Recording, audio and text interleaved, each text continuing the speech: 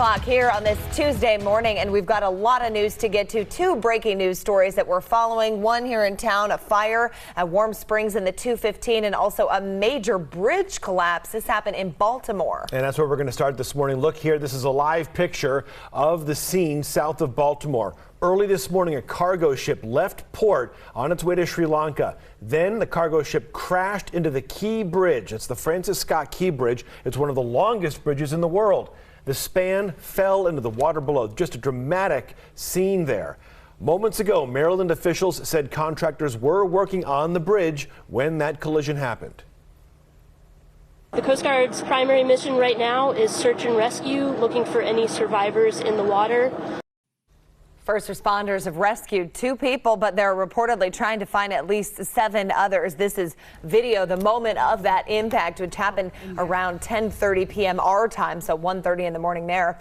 As divers search for people, though, the concern is the temperature of the water because it's about 48 degrees and the body can only handle about 1 to 3 hours submerged in a temperature that low. So we're following this story. We're going to keep you updated as we learn more throughout the morning. Now to breaking news in the South Valley. A fire at a hotel near Warm Springs in 215. We've got Kamari Escara there. And Kamari, you've been talking to folks who've been evacuated from that hotel. What have they told you?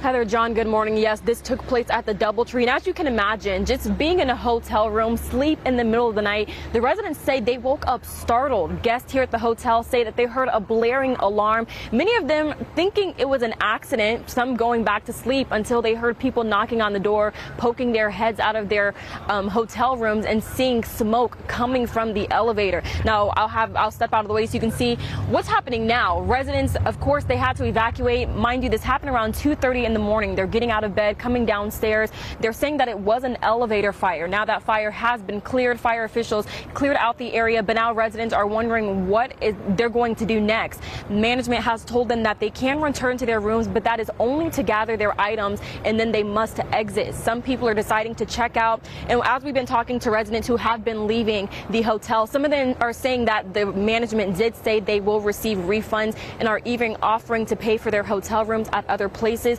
Still a lot going on, still a big situation that they're trying to figure out. We will have more word later on today. And as of now, no injuries or fatalities were reported. Going to toss it over to Nate for a look at your traffic. Thank you, Kamara. At the height of that, there were a ton of fire crews on scene there at Warm Springs and the 215, but all traffic there is perfectly fine. It looks like fire crews have hit the road. So we move on to some other bigger issues like the 95-515, but first a crash that is still working. This is at Rainbow and Sahara. It appears to be northbound on Rainbow right at Sahara.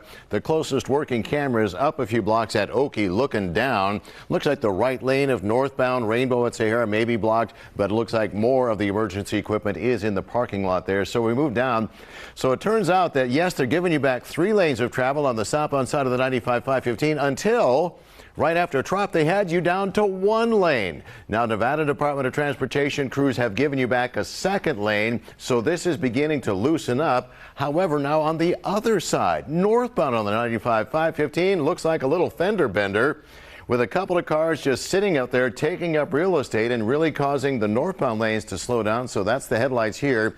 Southbounders, here are the barrel cones that have been moved to give you 2 lanes instead of 1, but big slowdowns both directions on the 95-515. Sherry's back with your forecast. All right, Nate, thanks so much. Good Tuesday morning, everybody. We're starting out with some clouds around, and I wanted to give you a great perspective from our Black Mountain camera, which is up in the Southeast Valley up on the mountain, and we're looking out at the Worm full moon. Yes, it rose full last night. Beautiful.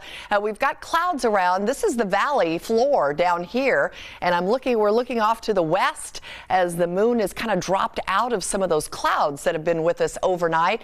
It is beautiful out there. We've had some gusty winds up in the mountains, but mainly light winds for the valley and the lower elevations, as we've got cooler low 50s and some upper 40s in a few spots, like Mountain's Edge off to the southwest, up to Summerlin and the west-northwest side. Those winds will be switching around this morning, and then they'll be moving more out of to the northwest and staying on the cool side today, but we're hoping to get some warmer temperatures. We just made it into the mid-60s yesterday, about 10 degrees below normal. Some of these clouds will still be around mid-morning and off and on through the day. Mid-50s mid-morning, mid-60s by noon, and then on the afternoon we'll see if we can make our way closer to 70 degrees, which is still below normal, but not by too much. Those northwest winds will still be cool, especially in the shade, up to about 20 miles an hour. We do have a warm up, but we still have a lot of wind in your 8-day forecast and maybe some Easter weekend showers. John, Heather? All right, Sherry, it's 6:05 from our 8 News Now investigators. A local truck driver accused of hitting and killing 3 motorcyclists over the weekend appears in court today. And police say the driver of the truck, 29-year-old Claude Rafiki, was under the influence and driving on the wrong side of the road at the time of the crash. Now, the crash happened Saturday afternoon on State Route 163. That's down near Laughlin. A coroner identified 2 of the victims, 44-year-old Jeremy Gabo and 22-year-old Owen Hart. Hart's mother told us she and her husband were riding on another motorcycle not too far behind.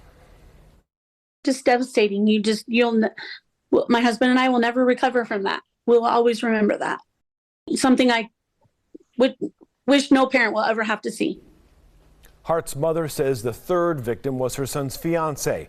Clark County has not released that name. Heather? Today, the woman caught on camera shooting a local pastor and his wife will find out when her murder trial will begin. 36-year-old Joe Junio, seen in this video in late December, shows her outside of Pastor Nick Davies' North Las Vegas home, and then it shows the deadly encounter. Davies' wife was also injured. Now, the shooting was reportedly over ongoing complaints Davie made to the Homeowners Association. Prosecutors have decided not to pursue the death penalty. Junio has pleaded not guilty. 6:06 happening now. North Las Vegas police hope you can identify the man seen on your screen here, captured in a door camera video. Officers say this man shot another man and a 9-month-old child Friday night near Cary and I-15. Thankfully, both victims survived. If you think you may know who this person is, please call North Las Vegas Police. The number 702-633-9111. Exactly 1 week from today, one of the oldest resorts on the Las Vegas Strip, the Tropicana, will close for good. But there is some good news. Hotel executives say they're trying to preserve its very rich history. Hotel is currently collaborating with UNLV, the Neon Museum, and the Showgirl Museum to preserve items of sentimental and historical value. Right now, though, it's unclear how the Tropicana will be torn down. The hotel will close permanently on Tuesday, April 2nd. Making room for the new Las Vegas A's baseball stadium. At 6:07 happening tonight, your chance to become a billionaire. The Mega Millions jackpot is now $1.1 billion. It is the 5th largest jackpot in the game's history. Tonight's drawing 8 o'clock. Just get ready to go drive and find that ticket. Well, still no winner in the big Powerball jackpot, so the jackpot has grown to $865 million, which is still a lot of money, It's Heather. a lot of It's money. still, it's not bad. The next drawing is tomorrow night at 8 o'clock, and if you want to play, just a reminder, you got to go to California or Arizona. Sherry. That's not a long drive for all that money. Well, new this morning, we continue showcasing our remarkable women finalists and just some of the amazing women giving back to our community and nominated by you, our viewers. Crystal Hershey is one of those can't sit still kind of people. She's always on a mission to help someone wherever she can, either here at home or even around the world. And she credits surrounding herself with kind-hearted and compassionate people to help make it happen. Okay, ready? No good deed is too great or too small for Crystal Hershey. Where she sees a need, her heart guides her mind and hands to fill it. Both my parents always told me, don't complain about something, but find a solution. And so I've kind of lived my whole life like that. Crystal credits her dad's free spirit and her mom's serving heart for her natural desire to help people. But when her father died of colon cancer at just 56, Crystal says she made a deeper commitment to change lives for the better. I always feel like if I can change one life, then I change generations, because that one life will change their trajectory. But Crystal knows she can't do it alone. She says she learned the real value of community during humanitarian aid trips to third world countries. I realized, poverty comes in different ways, and sometimes poverty isn't just the lack of finances, sometimes it's the lack of support. and it just really touched my heart. Here at home, she and husband Chad embrace every chance to support the community of North Las Vegas, where they've grown their successful company, Hershey Masonry, and raised their 3 children who are marrying and starting families of their own. The reality is when you go and you give and you serve and you help others, what you receive in return a softer, kinder heart. You know, it opens you up to be more understanding, and ultimately in return you become a more compassionate person. Helping the homeless, improving schools, and raising money to fight cancer. These are just a few of the challenges Crystal tackles. She created a company team, Hershey Helping Hands, to serve up even more kindness and compassion. Today, they're collecting hair care products for local residents. We just want to take any and every opportunity we can to just help the community be a better place. Crystal chairs the Education Advisory Committee for the City of North Las Vegas, and she's a Nevada advocate for a global nonprofit called Soul Hope, which makes shoes to protect the feet of Ugandan children from parasitic sand fleas. So I go around all of Nevada, just in schools and churches, with youth groups, even businesses will do it. I educate them on what the problem is in Uganda, Africa, and then we cut out shoe pieces for those, and then we send them to Uganda. Given all of her successes, Crystal says being a mom is still her greatest achievement, and there's still so much more this remarkable woman wants to accomplish. I just want to help more in the schools. I want to help more with like the homeless population. I want to help more with human trafficking awareness. Yeah, I have lots of goals.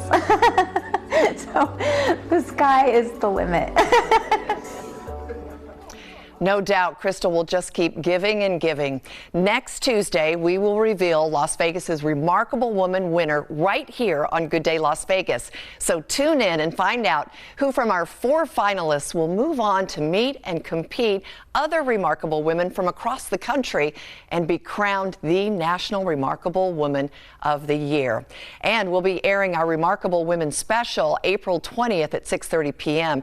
right here on Channel 8, and that will highlight and showcase all of our local Remarkable Women finalists. Heather, John. And they really are, for lack of a better word, remarkable. I mean, all these women. It's great to see. Amazing stuff. All right, still to come here on Good Day, we're continuing to follow that breaking news out of Baltimore, where a cargo ship smashed right into a bridge, sending it crumbling into the water. They're looking for survivors here this morning. We're going to have the very latest coming up. Also, a lucky dog gets a second chance at life after being found on the streets of Las Vegas. The transformation coming up. Here's Sherry. All right, you guys, we've got a beautiful sky out there this morning. Check out that full moon. It's been floating in and out of the clouds, and we'll keep some of those clouds around. Temperatures a little cool. We're back in the 40s and low 50s, eventually getting into some upper 50s with 60s by noon. You'll start to feel those northerly breezes around up to 20 miles an hour, but we're hoping to be a little bit warmer, back up to around 70 degrees this afternoon. Stay in the sunshine if you can. We've got more wind on the way and rain in the forecast for your Easter holiday weekend. It's all coming up after the break. We're live, local now.